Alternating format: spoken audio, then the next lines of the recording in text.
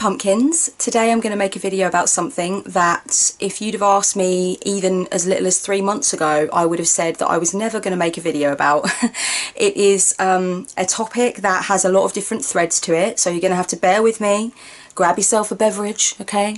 I won't blame you if it's an alcoholic one. This shit is deep. But you know, I feel really moved tonight to talk about it. I feel very cool to talk about it. I think that it is relevant to personal development. It is relevant to my own spiritual journey and my journey of personal growth, which is, you know, something that I have used as a tool for trying to help others in the time that I've been doing this channel. And a few things have happened recently that have really made me feel like it's probably time to talk about this. And I want to thank one particular audience member of mine who asked me on Facebook quite out of the blue a few months ago to make a video about this kind of thing, and about some of the very real dangers involved with this kind of thing, and I'll get into that later in the video. So I want to thank her, and I also want to thank somebody on my personal Facebook feed, a friend of a friend, I guess you could say, who is very vocal about this kind of thing. She's child free and she talks about her experiences and the other side of the coin and stuff like that, and she does it in a really passionate way. And she also inspired me to open up and talk more about my own experiences, my own opinions, my own thoughts, and make this video. So after a long time of thinking that I would never talk about this, it's happening, baby cakes. So saddle up, get ready, we're gonna go on a journey. I made some notes because this is just gonna be... Got my little cupcakes looking worried. Oh god, this is going to be a long rambly video full of points. There's so many points in here, my god. So a couple of self-love Septembers ago, I talked about my decision to be child-free, very briefly, and I talked about it in the context of knowing my mind and living life my way and just being staunch about my decision and knowing knowing what I wanted to do. And since then I've had a couple of people email me, and I've had somebody mention in the Instagram Q&A question that they would like me to do a video about why I'm child-free, more about it, go more in depth, etc. And I've always been really reluctant. I've always dug my heels in, and the reason for that is because I want to get away from what I see as a culture of mandatory justification almost for being child-free, particularly for women. There is really this very strong urge towards asking a child-free woman to justify, asking her to state her reasons. Now, I'm not saying that anybody that contacted me was asking me to do this. They were just basically asking me to go into more depth because they wanted to understand my decision and what was around that decision and my views on it. And I'm not saying they specifically were asking me for reasons, but I personally felt like it could very easily go into that territory, and I think that's dangerous territory. I'm personally not about that. I'm not about the idea of ever having to feel like I'm justifying my decision. I've had to do that a lot at earlier stages in my life, and I came to a point in around my my mid-20s, just going into my late 20s, where I was like, no, I'm not gonna feel like it's mandatory for me to justify why I'm child-free. I'm child-free, that's the end of the discussion. You know, people are not obligated to explain or justify or elaborate upon why they decided to have children, so I think that the same courtesy should be extended to me. It's a life choice and that's it. Now, I've been very staunch about this and I still agree with this, but it's surprising to me how short-sighted it was of me, because you know, there are so many other things to talk about when it comes to this discussion around being child-free and making that decision consciously. And so it really surprises me that I went to this defensive, overprotective place where I was like, I don't have to justify my decision.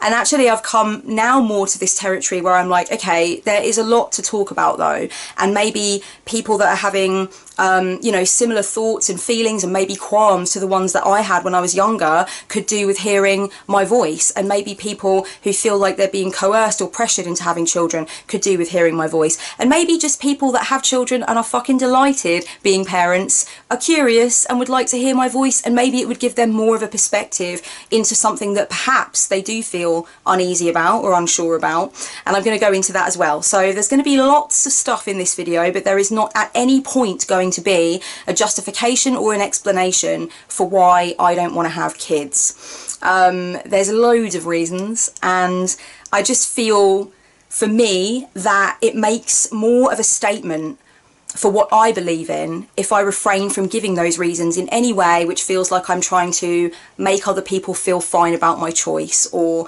explain my choice in a way that gets me off the hook and makes people go, oh, okay, I see, there's all these reasons that I can understand why you don't want children.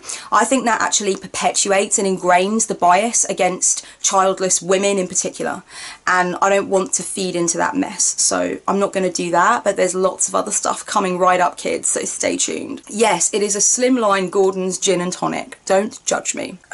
Judge not, lest ye yourself be judged. Just for a little bit of background, again, without getting into reasons and stuff like that, I, from a very young age, exhibited traits of somebody who probably wouldn't grow up to have children. Even my mum said to me when I was like 10 or 11 or something, oh, you'll probably only have one child. It was so funny because it's like, it was so out of the box to imagine that I wouldn't have any children that she said, oh, you'll probably only have one child. She didn't say you probably won't have any children. It's almost like that was too much, you know, for her to compute that I might grow up to have no children, which is funny because she never pressured me in that way. She's always been cool with the fact that I don't want kids. She said she had a little moment of like, sad, but you know, she was okay with it. But it's funny that she didn't say you'll probably be child free, because it's still such a taboo, it's still such a weird thing. More and more people are making this decision, but there's still a massive stigma around it, and it's still considered, well, it's not considered. That's why my mum said, oh, you'll probably only have one kid, you know? So from a very young age, I'm exhibiting this thing. So when I'm playing games with my cousins and my sister and stuff, I am very rarely, if ever, in possession of a child. So I did have dolls when I was younger, but I didn't really see them as my babies. I saw them as my friends, and I saw them as kind of like interacting with me on that basis, so they could talk and they had their own minds and thoughts and intentions and stuff. I wasn't really caring for them, and I'm sure I remember like giving a doll a bottle or something like that, but I feel that was very like, it was mimicry. It wasn't really what I was doing with dolls when I was a kid. You know, I have more memories of like emotional memories of feeling close to my dolls as though they were my comrades. Okay, so when I was playing with my cousins and stuff, my female cousins and sister would always have dolls. They would always be nursing, they'd always be mothers, and they had picked up on that. They picked up on that, you know, societal programming. I'm not saying that it's not in any way natural for females to be caregivers or whatever, but I truly believe like we're entrenched with gender-based programming. Anyone who doesn't think that just probably can't have a conversation with me, because we're just not starting from the same place. I just can't, I'm sorry, but I just can't. Like, it's everywhere, guys, it's everywhere. So they picked up on that programming very strongly. I used to often pretend that I was a businesswoman or a school teacher. My stepfather brought home a briefcase once from his job that had a load of old paperwork in it that wasn't needed anymore, and he turned all the paper over and was like, you can use this to draw or whatever. I was enamored with that suitcase and that paper. I used to like rearrange the paper and rearrange it again and put highlighter on it and walk around with a briefcase, and I was always like a teacher or a businesswoman. I was always had a project kind of thing. I very rarely, if ever, had a baby, a doll that I was caring for in a game or in role playing, and if I did, it would always be Tiny Tim, and that was like the only popular boy doll that was really in with girls when I was younger. If anyone remembers Tiny Tim, hit me up below. He could pee. I think you could squeeze his belly and he could have a pee. Brilliant. And I always used to have him because I thought that was like a bit out of the box kind of thing. Throughout my teens, I had no desire to have children, and I actually really struggled to relate to my friends who said that they did strongly want to be parents and they couldn't wait to be parents. We could bond on other things, but it was almost sort of impossible for me to have a conversation with them about that, because I think I felt at that age, and I won't have been aware of this consciously, but somewhere in the back of my head, I felt I'm not allowed to talk about the fact that I don't want children. It's okay for my female friends to talk to me about how they're already buying baby clothes for the child they're one day going to have, and I can feel like I can't relate to that in any way. It's almost, to me, that would be like looking forward to prison. That's how it felt. But I couldn't say that. I couldn't voice my opinion and give my input. I knew then that it was going to be completely out of the question. So it was difficult for me to relate to to my female friends on that, and the conversations with certain female friends who were almost like obsessed with the idea of having children or finding a partner and having children and making house, etc., would be quite boring, because I just couldn't input in that part of it, and I couldn't understand that part of it. I'm much better now, because now, like, if I have friends that have those kinds of feelings, they're still the kinds of friends who won't judge me for my feelings and are interested in my life as well. But when you're younger and you're still figuring things out, I've got to say my adolescence was partially sort of punctuated by these kinds of relationships where I just couldn't really relate, and I didn't feel like I could put my own thoughts and feelings on the table. I kind of felt more comfortable talking about it with people like the men in my family, or my mum's male friends, although one particular man in my family absolutely gave me a very, very toxic and very clear message when I told him at the age of 14, I think, that I didn't want children. He said, "You have a biological clock inside you." How many child-free women have heard this one by the time they're 25? You have a ticking clock inside you, a ticking bomb, and one day it's just going to erupt. You're going to have no control over it. Your body's going to take over your mind. I was just like, what? But even at that age, I knew it was BS. I was like, no, don't think so. Sorry, wrong. This is the kind of toxic shit that people will say to you. And for what reason? What is the point in drumming something like that into a 14-year-old girl when she says, I've thought about it and I don't think I want to have children. I don't envision myself having them. You know what? Even if you think that's concerning to you, or you think that they might be lying to themselves, adopt a neutral position. At the very most, say, well, you're young, your feelings might change, but it's okay to feel that way right now. Why ram it down my throat, you know? Why be so overt and so domineering? That was intensely misogynistic of him. He really was like trying to scare me and being very like, this is a fact, this is what's going to happen. And that's happened a few times with me, with both men and women, and it sucks. It sucks balls. Needless to say that not a single gender non-conforming person has ever done this to me, because they've had to wade their way out of 7 shades of the same kind of bloody domineering shit. So they give me all the space in the world and all the time in the world to say, I'm a child-free woman and I'm proud. Thanks, guys. Love you. I have also, of course, come across tons of men and women that have been supportive, curious in a positive way, open to talking about it, and that's been fucking great. Loads of people that do have kids have been cool with me not having kids and totally accepting. It's been lovely. But I've had a lot of instances as well of uncomfortable things happening to me, uncomfortable things being said, being made to feel alienated, having my body and my thoughts and my future explained away to me by extremely self-assured people who were dead wrong, because I'm 33 this year and it's still not happening. That biological clock, it's not ticking. Unless it ticks for cats. I want tons of cats. As soon as I get out of this top floor flat, all the cats forever. I've had so many instances in my life of weirding people out by not wanting kids. My sister in the past has been really disappointed and upset that I didn't want children. She envisioned my children playing with her children. I think she at one point was a little concerned about me and my decision. My mum's cool with it. She said she had a little like, but she never expressed it, which is good. I was talking to a lady in a shop when I was 30, and I was talking to a little one in the shop, just sort of saying hi to this little toddler and her mum and stuff, and then she went off and I was like, "Aw," and the woman behind the counter was like, "Oh, so cute, it'll be your turn one day." And I was like, "Oh, no, I don't want children." And she went, "You don't want children?" And I was like, "Oh, no, not for me. They're lovely, but I like to give them back, you know, just trying to be like light-hearted about it." And she went, "You'll change your mind when you're older. You'll change your mind." And I went, "Well, I hope I change my mind soon if it's going to happen, because I'm 30 now." And obviously she was quite taken aback because she thought that I was quite a lot younger. And this happens to me often, that people think I'm in my early 20s or my mid-20s. Veganism and hydration, kids. Oh. But yeah, like people think I'm younger than I am. And she looked visibly upset and weirded out. She looked like she just wanted to give me my change and gladly watch me fuck off. It was really funny. It was like she just couldn't get her head around it at all. I want to talk a little bit now about my privileges, and this is something that I really want to get into the video because I, in the last few years, have been very conscious about acknowledging my privileges, my advantages, if you will, for people that are a little uncomfortable with the word privilege. I have acknowledged my privileges, my advantages, the benefits of me being just who I am by default. I had no choice, I had no control. It's just the way that my life turned out, the way that I look, the way that I am, and I've benefited from it, which in itself is a bit sick to have to say, but it's true.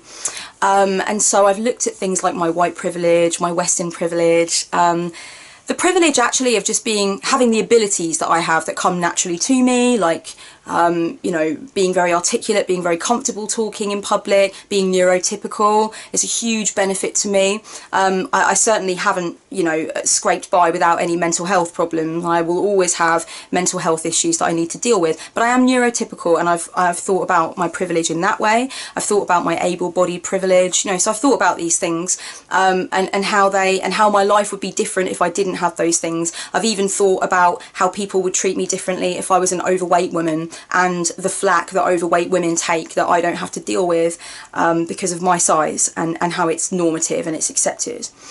So I've thought about these things, and it's been a huge part of my spiritual journey to think about these things. It's made me a better person. It really has made me a much better person. I'm not saying I was a heinous, racist, judgmental bitch before or anything, but being humbled by the things that have made my life good without me even having to try, and without me even noticing really until I consciously chose to sit down and recognise it, has been it's spiritual. That is fucking spiritual work, and it's very important for me to do. I have a responsibility to do it. And so I have also thought about the privileges that have led to me being child-free, and I want to talk about that. I think it's really important. So first of all, I want to say that I don't judge women who have children. I don't judge women who have a lot of children. I don't judge women who have children in their teens. I don't judge women who have children and then state that they regret their decision. I don't judge women who have postpartum depression. I'm not pleased to see women in this state who have children. I have none of that bitter crap going on inside of me whatsoever. And I also acknowledge that there are some reasons why women would have children when they weren't necessarily ready to have children, or they were in two minds, or they just found that they woke up one day with a couple of kids and they were like, well, that's not what I said I was going to do with my life, and they feel really vexed about it. And that happens a lot more than we want to talk about, and I'll get into that later as well. Christ, this is going to be a long video. But I recognise that there are certain things that I've had that have allowed me to make a very empowered choice not to have children, and to actually reach the ripe old age of 32 and still not have had any children, okay? So firstly, I come from two lines of very assertive, very outspoken, very gregarious people. And I have noticed in myself the flaws that are involved in that, but I have also acknowledged the huge benefits involved in that. When I look at both of my parents and the lines that came before them and other members of my family, even though I'm not this person that's big on like ancestry and that making you who you are, because I'm not about that, I'm a child of the universe essentially, but I must acknowledge how my genotype affects me, and my conditioning affects me, and my lines affect me. I have to acknowledge that. And my parents are just wayward, rambunctious sons of bitches. Like, they did it their own way. Both of them struggled a lot and went through heinous things. It wasn't easy for them in any fucking way. I come from two difficult familial lines, racked with horrible things that have happened, and mental health issues and abuse and all that kind of thing. But I can definitely say that there's a reason I am like I am, and it's partly to do with the way I chose to progress. But I have to say, I have to hand it to them, a lot of it's from my parents as well. And I think that it's natural for me, because of that, to be more instilled with this desire to stand strong, to rebel against societal norms, to be who I want to be. And not everybody has had that. Also, not everybody has had the encouragement to do that, and I did. I feel like my mum encouraged me to dress how I wanted to dress. She supported my individuality. She allowed me to paint my bedroom walls black as a teenager because I wanted to, even though she fucking hated it. She let me do it. She wanted to give me the freedoms that she didn't have growing up. My parents were supportive of my individuality, and they let me explore, you know, and that, I think, has also contributed to me feeling like, even though it's been difficult at times, and it has, feeling like I could stand up and say, I don't want children. and knowing in my heart that it's okay, even if I sometimes felt alienated or judged or whatever, knowing in my heart that it was okay to feel that for me, even if I couldn't always vocalise it. So that's been important. I've thought about the fact also that even though I went to a comprehensive school and I don't come from money, I didn't have any, you know, private education or anything like that. I just went to a state school, but it was a very good state school. The Ofsted reports were good, and I feel like I came into contact with some teachers that were valuable, and I feel like I was encouraged to expand and widen my learning in a way that other people weren't in the school system. And I think that may also have led me to feelings to do with choice and to do with opportunity and to do with freedom. I felt like I was supported, not by all the teachers by any means, and I had a difficult time at school, but there were some teachers that I credit with giving me that feeling of like, let me go out there. And there are so many people that do this with children. I'm not saying that it has to be one or the other at all, at all. My best friend from school had 2 kids. She had the first one at the age of 19, and she's a fucking doctor now, you know, so all credit, like, you can do it, you can do it. But I just feel like for me, it gave me the push that I needed to continue to support the feeling I had inside that I wanted to be child free. I've also had the great privilege of never being reproductively coerced, and by that I mean I've never been in a relationship with somebody who was trying to pressure me into having a child or pressuring me into the idea of having a child in the future.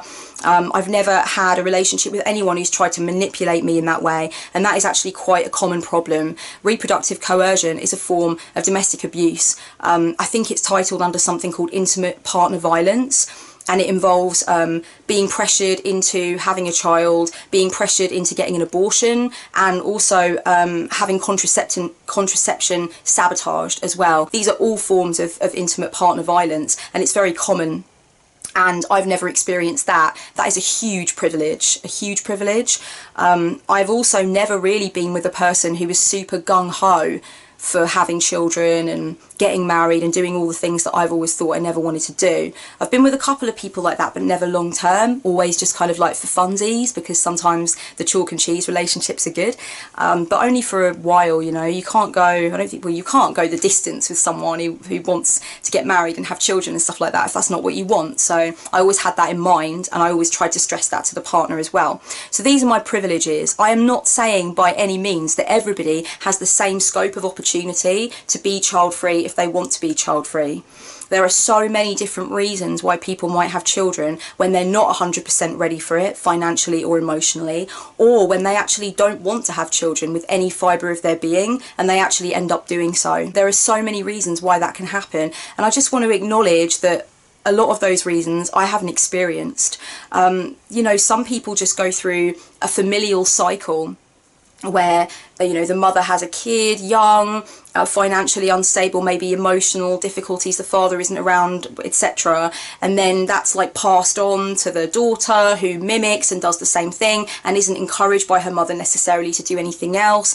And this has got a lot to do with like class issues and a lack of support for people in those situations, etc, etc. I'm not going to go into all of that, but I want to be clear that I'm fully aware of that as well.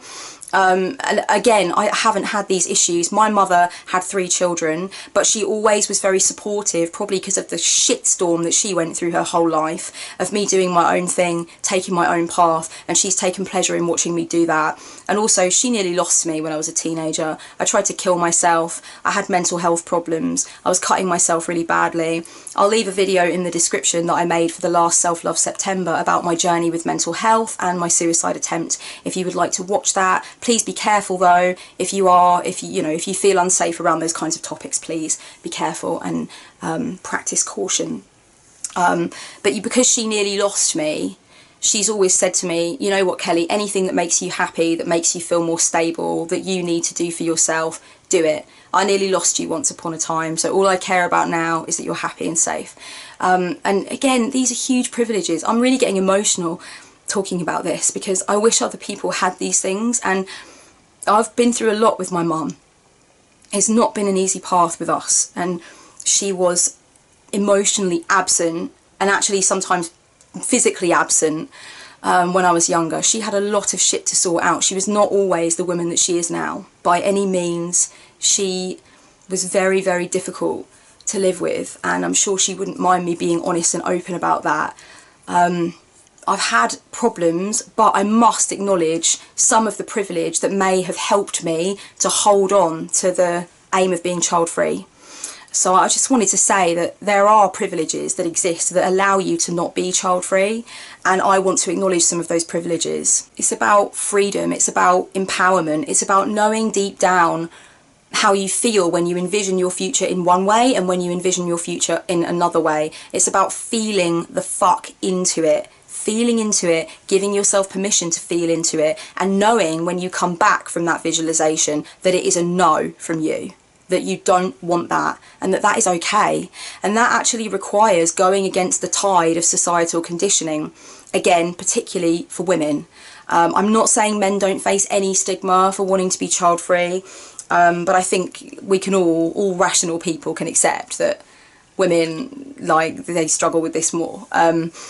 You know, it's about swimming against the tide, and that's not as easy for everybody to do for all kinds of different reasons.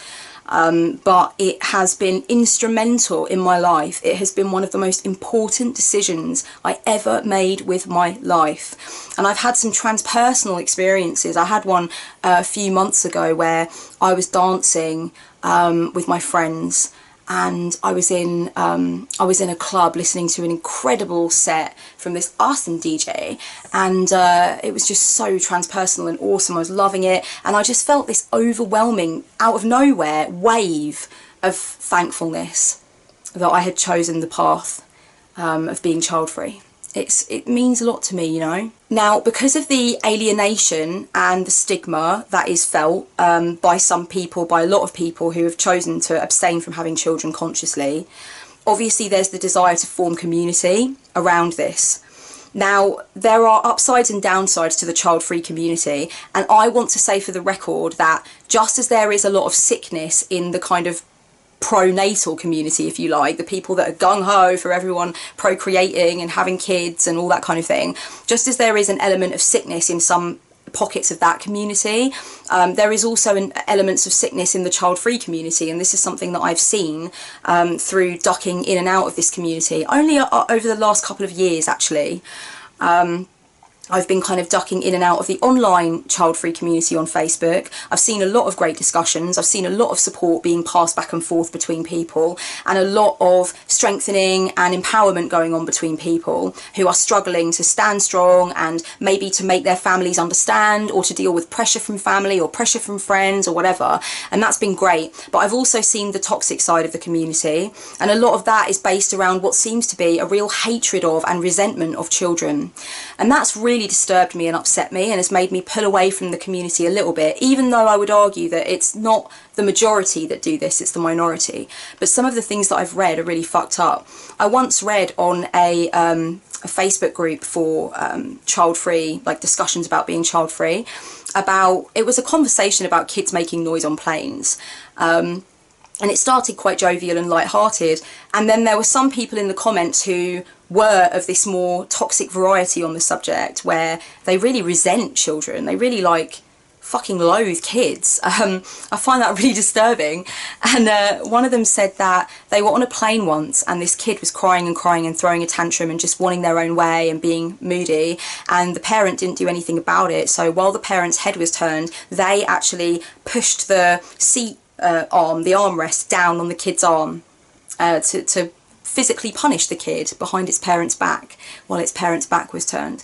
I was sickened by that, and I just want to assure people that the child-free community as a whole, or people, let's not even call it the community, people who have chosen to be child-free, on the whole, they don't normally have a resentment of children. They don't have any judgment towards people that have a family and have children. It's not like that at all. They just want the same rights and the same privilege of living without stigma and without constantly being asked to justify themselves. I think it's also important that if you see people online or in your life and they're child-free and they're talking about how they're happy with their choice and they feel good about their choice, it's important for you to witness any defensiveness that you have or any anger that you have towards that person, and ask yourself if it's actually justified. As I said, there are some people who are child-free who are judgmental of parents, who are judgmental of kids, or who don't want kids around them. And somebody like that may try to come at you and kind of taunt you or demean you, and that could happen. And as a parent, obviously you're going to find that hurtful, and you need to, in that moment, decide how you're going to deal with it. But in a lot of instances that I've seen, and a lot of stuff that I've seen online, it's not actually like that. It's like, it's almost as though the person that's child free is just doing exactly what somebody with children would do, and saying, I'm happy with my choice, I'm grateful for my life, maybe like I'm at a 3-day festival, I'm so glad I never had children, this is great, or whatever. And it's not spiteful, it's not intended to be mean or spiteful. When I say I'm so fucking glad I never had children, I'm not demeaning your choice to have children, and I'm not demeaning your children. And when you write on Facebook, like, I'm so delighted I got to spend all weekend with my beautiful children, they're the best decision I ever made, I do not think that you're coming for my jugular when you say that. I do not think that you're trying to hurt me or say I'm a weirdo because I haven't had any kids and I don't want any kids. So it's important that we turn sometimes the mirror onto ourselves and recognise that, you know, certain people who've had children will feel some type of feeling about people who are happy with their decision to be child free. It's not personal to you. It's really not personal to you. I think it's important that people who are child free and happy do speak sometimes about their choice and how great it's been, because it empowers other people who may be going through these feelings of uncertainty about having children, or who are dealing with pressure and don't know if it's okay to stand up to that pressure. And I think it's really important that people have as many avenues towards their own empowerment as they need to ensure they stay child free if they want to. And if my voice being raised up or somebody else's voice being raised up helps them, then excellent, all for the better, all for the good. And it also helps people to stop being so judgy about child free folks. Do you know what I mean? Like, it helps people to sort of, you know, assess their own judgment and be like, oh, I've been judgy of people that don't want children. I've been judgmental of my friend or my sister or my colleague because they said they didn't want children. Or I've taken that to heart and maybe I shouldn't. Maybe I should be okay with this person's choice and accept that it's no different to the choice I made. It's a choice they made for their own happiness, kind of thing. So there is anticipated reproach that goes on. Anticipated reproach is just basically where you find out about an aspect of somebody's life and you anticipate that because they've chosen that path, they're going to judge you for your path. This happens a lot with veganism, which I'm also going to make a video on soon, where, like, just because I say I'm vegan, somebody just instantly assumes that I judge them or dislike them because they eat meat. And that's anticipated reproach. It's where, like, they want to get the first jab in before I say anything that might be judgy towards them, and I'm just like, I'm not going to say anything to you. There's sickness on both sides, I think. There's elements of, like, negativity and unhealthiness and dysfunction on both sides. The child-free community has a toxic underbelly, I think, of people that I really feel need to go away and ask themselves if it's acceptable to want to punch a child in the face because they're making noise. And if that's making them happy in life, to hold on to that attitude. And then there's people on the other side that need to ask themselves if it's acceptable to pressure their friends or their family or their children into having kids. And they need to ask themselves if it's acceptable to hold up their parenthood as some sort of sign of honour and superiority. Like, both sides need to ask themselves if that is okay. You know, that's why I talked about my privilege at the beginning of this video, because I don't want to hold up my decision to be child free as some kind of badge of, like, honour and individuality. And I don't want parents to do the same either. I don't want that. You know, I've seen a lot of this kind of thing, like, just making out like motherhood is the ultimate experience for women or whatever. And that's, like, I mean, that's harsh against a whole host of different kinds of women, you know, that can't or won't have kids. And so it really bothers me. If you're a parent and you are finding parenthood hard and you're feeling as though you can't talk about it, or you won't be understood, or you're judging yourself harshly for finding parenthood difficult, or sometimes you just want to get up, put your shoes on and walk out of your fucking house, leave all your responsibilities, leave parenthood behind and never come back, I want to tell you that that is so much more common than you probably realise. You can seek a lot of support for that now online. It's not unusual, and it doesn't make you a bad person. It doesn't mean that you love your children any less. It's okay. It's okay. And I also want to tell you that you can parent in your own way. You can find different ways of parenting that don't mean that you have to sacrifice who you are and sacrifice your soul and your ambitions and your desires. You can find ways of parenting that allow your children to connect with the best parts of who you are, the best parts of your character, and you can bring out the best in them. You can learn so much from your children. You can learn how to be a child again yourself, you know. You don't have to parent the way your parents did, or the way that they seem to parent in parenting magazines, or the way your neighbours seem to be doing it. And no one's perfect. No baby comes out with a fucking set of instructions strapped to their belly. Think about how you want to parent consciously. Being child-free, deciding to be child-free is a conscious decision. But you know what? You can parent really consciously too. You don't have to follow patterns that have been rigidly set out for you. You don't have to do things the way that you've been trained to do them. You can decide what parenting means to you and how you want to come at it from, and what gives you the best possible chance of connecting with your kids in a way that doesn't feel as though your soul is being sucked out of your body, you know? And if you are resenting parenthood right now, or you're exhausted by parenthood and you don't know where to turn and you feel like a failure, ask yourself if you're actually giving yourself enough time away from that role. I've got really dry hands, I'm going to put some hand cream on. Ask yourself if you're giving yourself enough time away from that role, and if you are honouring the other archetypes that exist within you. There are so many people that guilt themselves into this idea that once they're a parent, they're only a parent, and they can only be a parent until their kid's 18. And I'm telling you, all that's going to do is actually probably harm your child. The idea that you can only be a parent and you have to sacrifice your whole world to that role, what's that showing your kids ultimately?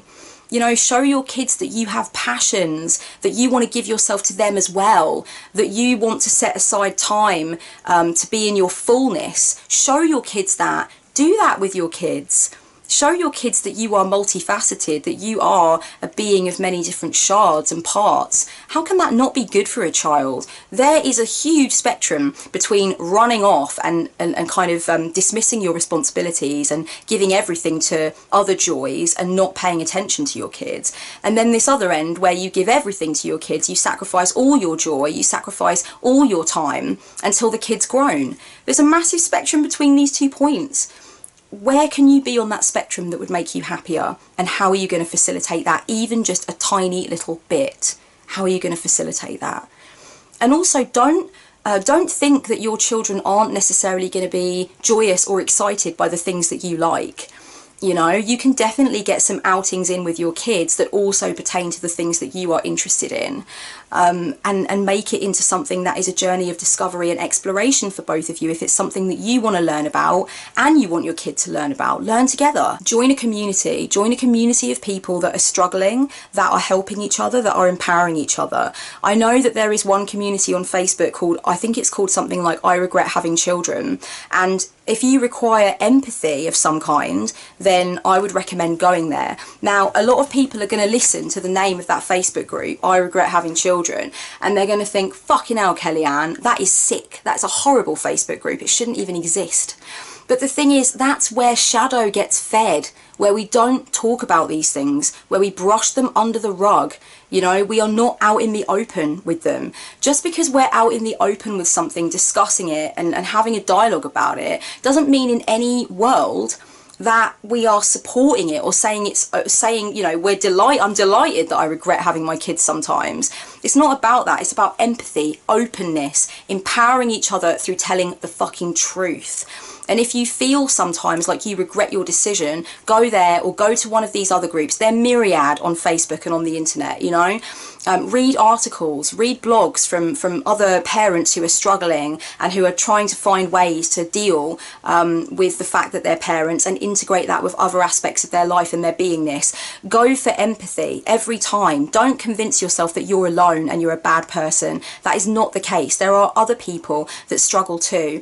And I think together, talking about it, you can empower each other. It's just the same way that child-free people have the same discussion, you know, so it's about going out there and finding people who can mirror your experience, so you can realise I'm not alone, there are resources, there is empathy for me, I'm not a horrible person, and try to find different ways and different perspectives. You know, I think empathy goes a really long way. It goes a long way in large swaths of the child-free community too, with people emboldening each other and saying, yes, I've also made this choice. I also stand in my power, and all power to you kind of thing. That's just as possible for parents as well. So find it. If you don't feel you can get it from your friends or your family, or you're scared to talk to your partner or your inner circle, you don't know how it's going to go down, go on the internet where people have chosen to write their stories and explore and exchange their stories. Maybe tell your story, get some support. Some parents will absolutely never feel regret at having their children, and that's wonderful. But if you do feel regret, or you do feel fear, or you do wonder how your life took a crazy left turn somewhere down there, you are not alone. And both of my parents have told me that my dad said to me that if he'd had his chance again, he wouldn't have had children so young. And my mum has told me that she just feels like a lot of women are on this conveyor belt of received ideas and received wisdom. And she's glad to see that I've felt empowered to make the decision not to. And she's never said that she regretted having us. But what she has said is, you know what, Kelly, having children isn't everything that they tell you it is in the brochure, you know, and it's not something that gives you access to all of this untold wisdom that means that you're qualified to tell people who don't have children what life is all about. And she said, I hope I was never like that with anybody, that just because I had children, I had that attitude of like, now I have this wisdom that has made me enlightened in a way that other people can't be. She said every single life experience that someone's had is valuable and has given them some received wisdom. It's not a case of like you have to get through this door into motherhood or fatherhood, parenthood, whatever, before you can receive this special treasure of higher knowing. And I really, really respect my mum for saying that. It's a kick-ass statement, and it really... She's moved on so much since, you know, everybody evolves, but she's really fucking evolved quickly. Damn. Well done, Mum. If you are happy being child-free and you think that people around you are concerned or they've expressed their concern, the best possible thing that you can do is to demonstrate how joyful it is being child-free. Just live a good life, you know? And the other thing is, don't be afraid to set boundaries. If somebody keeps going on at you and pressuring you or trying to convince you that your life is less than because you're not going to have children, or asking you repeatedly when you're going to have children, even though you've stated many times that you're not going to, don't take that shit lying down. Don't be afraid to set a boundary. You can be polite about it if you want to be polite about it. You can be firmer if you feel that's what it needs, or if you've already tried to set the boundary before. But look, don't be afraid to say that conversation is not on the table anymore. We're moving on.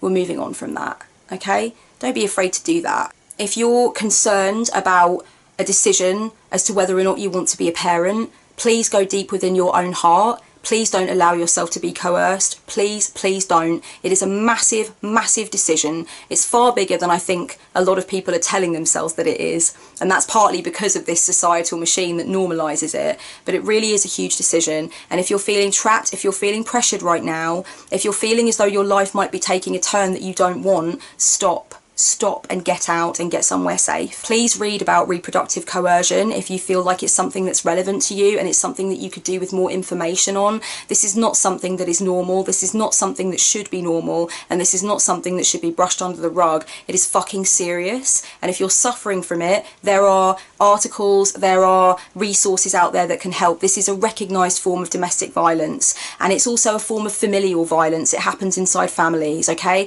So please be aware that you are not alone, and that people are aware that this kind of thing happens, and there are statistics that show that this kind of thing happens. You don't have to be a victim of it. If you have been a victim of it, then I would recommend recognising that as a form of trauma or as a wound on the soul.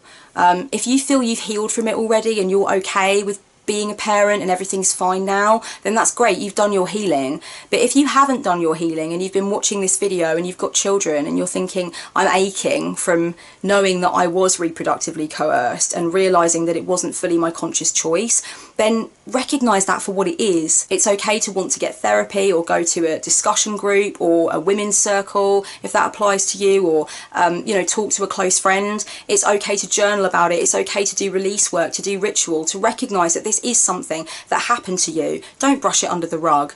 Just because you're now involved in the activity of being a parent and you want to give yourself to that, and that's beautiful, doesn't mean that you should ignore or downplay the fact that this thing happened to you and it was terrible and it changed the course of your life at the time. Recognising the wound does not demean how you feel about your children. I can promise you that now. In fact, if anything, recognising that there's still a wound and doing the work to heal it is going to be the best thing for your children. It's going to make you into a stronger parent. I think a lot of my own journey has been to do with knowing my own mind and knowing that it's okay to carve my own path in life and knowing that I can stand up against the pressure and swim against the tide.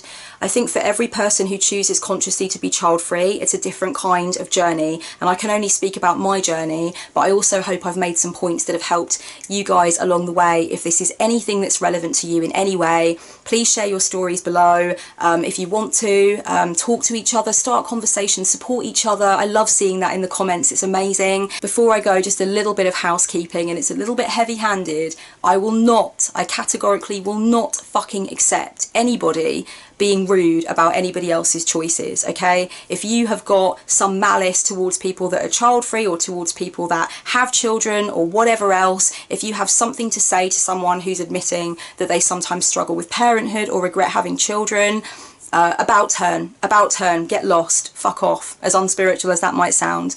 Don't do that. You'll just be deleted, you'll be blocked, and it will be reported as abuse. So with that being said, darlings, with the heavy-handed bit over, I hope that this has been useful and interesting. Much love, blessed be.